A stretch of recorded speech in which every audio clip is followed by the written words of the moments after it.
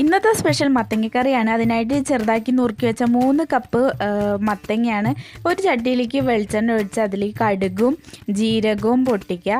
പിന്നെ അതിൽ നമ്മൾ ഇട്ട് കൊടുക്കുന്നത് വറ്റൽമുളകാണ്. പിന്നെ ചെറിയുള്ളി, കറിവേപ്പില, പിന്നെ നമ്മളെ നാളികേരം ചിരകിയതും കുറച്ച് മഞ്ഞൾപ്പൊടി ഇട്ടിട്ട് നന്നായിട്ടൊന്ന് വഴറ്റി കൊടുക്കുക.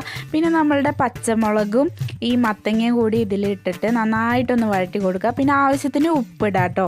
ഇതൊന്ന് മൂടി വെച്ചിട്ട് നമുക്കിതൊന്ന് വേവിക്കണം. ഇതൊന്ന് വെന്ത് വരുമ്പോൾ ഇത് തുറന്ന് വെച്ച് ഒന്നും കൂടി ഇളക്കി കൊടുക്കുക. ഇതിലേക്ക് നമ്മൾക്ക് കുറച്ച് അരപ്പ് തയ്യാറാക്കേണ്ടതുണ്ട്.